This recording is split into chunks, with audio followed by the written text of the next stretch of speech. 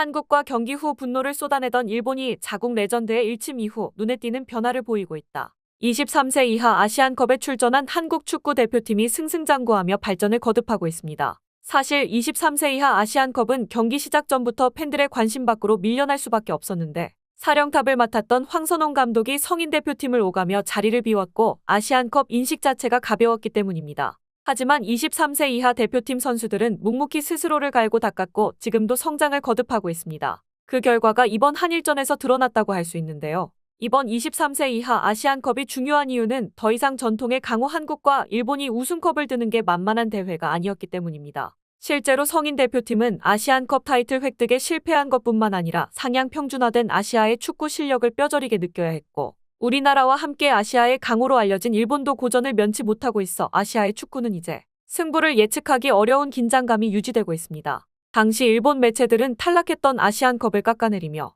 이군을 투입해서 패배해도 상관없는 대회다. 진짜 중요한 건 월드컵 성적이다. 아시안컵은 월드컵을 대비하여 강도 높은 훈련과 최종 점검을 위한 예행 연습일 뿐 성적에 큰 의미를 둘 필요는 없다. 등 아무렇지 않은 척했으나 실상은 23세 이하 일본 선수들의 일거수일투족을 지켜보며 적극적으로 전술을 분석하는 등 23세 이하 아시안컵에 우리나라를 한참 상회하는 뜨거운 관심을 보내고 있었습니다. 물론 우리도 아시안컵이 간절하긴 마찬가지인데 특히 역대급 최악의 감독으로 평가받는 위르겐 클린스만 때문에 황금 세대가 이렇다 할 소득 없이 지나갈 위기에 처한 만큼 23세 이하 대표팀의 선전은 우리나라 입장에서 굉장히 고무적일 수밖에 없는 것이죠. 게다가 22일 펼쳐진 일본전은 단순히 아시안컵뿐만 아니라 파리 하계 올림픽 출전권이 달린 만큼 중요할 수밖에 없는 경기였는데 황선홍 감독은 지난 아랍에미리트 그리고 중국전과 달리 8명이 처음으로 선발 명단에 이름을 올렸습니다. 사실상 일찌감치 8강을 확정한 상태에서 다음 상대로 누구를 만날지가 더 중요했던 건데요. 한일전이라는 절대 패배가 용납되지 않는 특수한 경기였지만 대회 우승을 위해 합리적인 선택을 내린 셈입니다. 이에 해외의 일부 전문가들은 주전 선수 대부분을 제외했음에도 선전한 황선홍 감독과 대표팀을 칭찬했는데 한국이 일본보다 한 수 위의 실력 차이로 오랜 라이벌전의 승자가 될 수 있었다. 한국의 중앙 수비수 서명관은 햄스트링 부상으로 6주 진단을 받아 더는 뛸 수 없었고 변준수 역시 중국전에서 경고 한 장을 받았던 터라 중앙 수비가 약점으로 꼽혔는데 황선홍 감독은 5-4-1 전형을 내세우며 수비적인 경기 운영으로 이를 극복했다. 전문 중앙 수비 자원의 부재를 커버하기 위해 3백과 양쪽 윙백을 수비적으로 내린 것이다. 특히 한국의 수비는 전방과 후방을 가리지 않는 넓은 범위가 인상적이었는데 실제로 강한 전방 압박에 당황한 일본은 여러 차례 위험 지역에서 볼을 빼앗겨 위기를 맞아야 했다. 라며 한국이 주전을 대거 교체했음에도 일본을 상대로 밀리지 않는 경기력을 보여줬다고 말했습니다. 결국 한국은 탄탄한 수비를 바탕으로 실점하지 않는 경기 운영을 진행했고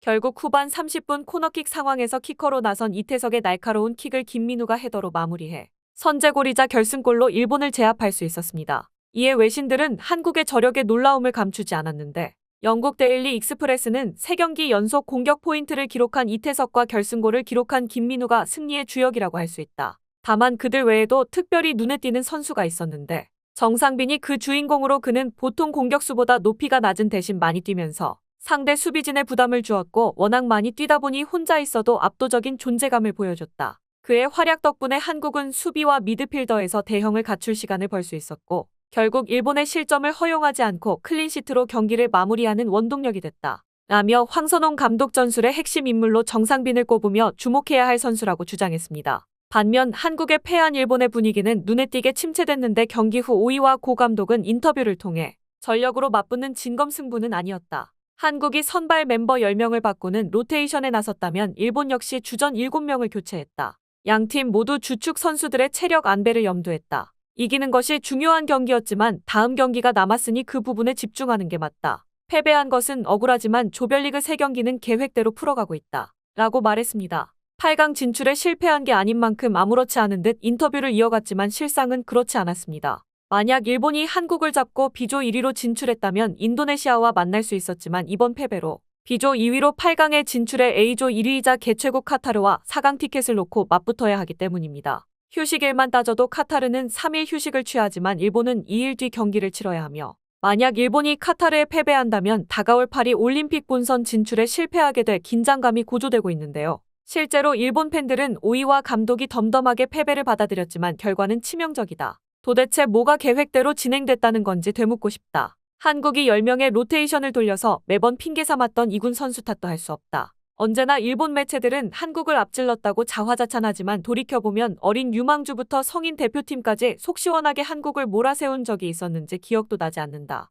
어릴 때부터 이런 식으로 패배가 누적되면 성인 대표팀에 와서도 한국은 어려서부터 몸에 새겨진 공포의 대상일 뿐이다. 한국 축구는 정몽규 회장 때문에 몸살을 앓고 있는데 패배할 정도면 일본은 퇴보하고 있는 셈이다. 유럽 무대에서는 손흥민이 세계 최정상으로 군림하고 있고 대표팀에선 한국이 안 되는데 차라리 야구에 힘을 실어주는 게 스포츠 발전에 도움되는 길이다. 등의 비판이 쏟아졌습니다. 다만 팬들의 분노는 의외의 곳에서 새로운 변화를 맞이하게 되는데 오랫동안 일본 대표팀을 이끌었던 레전드 혼다 케이스케가 자국 선수들에게 쓴소리를 남겼기 때문입니다. 그는 일본 풋볼존과의 인터뷰를 통해 솔직히 이제는 인정할 때가 됐다. 일본 축구는 한국을 압도하지 않는다. 솔직히 말하면 한국을 상대로 이기는 게 어렵다. 감정적으로 한국보다 한 수 위라고 눈을 가리고 귀를 닫는다면 절대로 발전할 수 없다. 한국은 손흥민이 등장하기 전부터 전통적으로 피지컬과 세트피스에서 강한 모습을 보여왔다. 조직력으로 한국을 앞선다고 방심하다가 이번에도 한국의 세트피스에 무너진 셈이다. 진작 한국의 강점을 인정하고 경기했다면 한 골 승부였던 만큼 경기 결과는 언제든 뒤바뀔 수 있었다.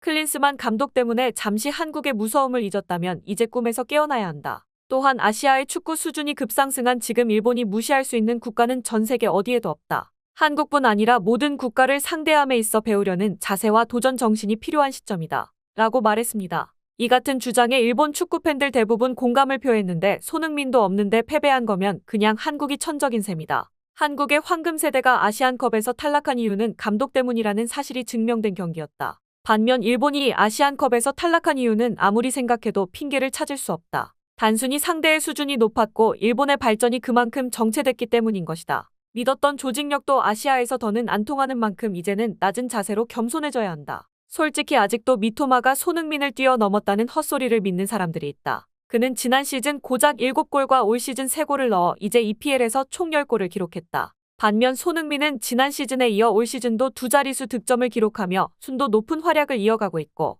EPL에서만 어느새 118골을 기록했다. 비교 자체가 민망한 수준인 셈이며 거기에 도움망을 노리고 있을 정도로 다방면에서 활약하고 있어 아마 아시아에서는 적어도 100년 내에 그와 같은 선수가 나오지 않을 거라 확신한다. 손흥민은 비교하고 깎아내릴 게 아니라 존경하고 본받아야 할 선수라는 뜻이다. 등의 반응을 보였습니다. 한국은 다음 상대로 인도네시아의 신드롬을 일으키는 신태용 감독을 만나는데요. 파리올림픽 티켓이 걸려있는 이번 대회는 4강에 올라야만 기회가 주어지는 만큼 양보 없는 승부가 펼쳐질 예정입니다. 아시아 축구가 상향 평준화됐고 역대급 드라마를 쓰고 있는 신태용 감독을 상대로 과연 황선홍 감독이 지금의 상승세를 이어갈 수 있을지 귀추가 주목되고 있습니다.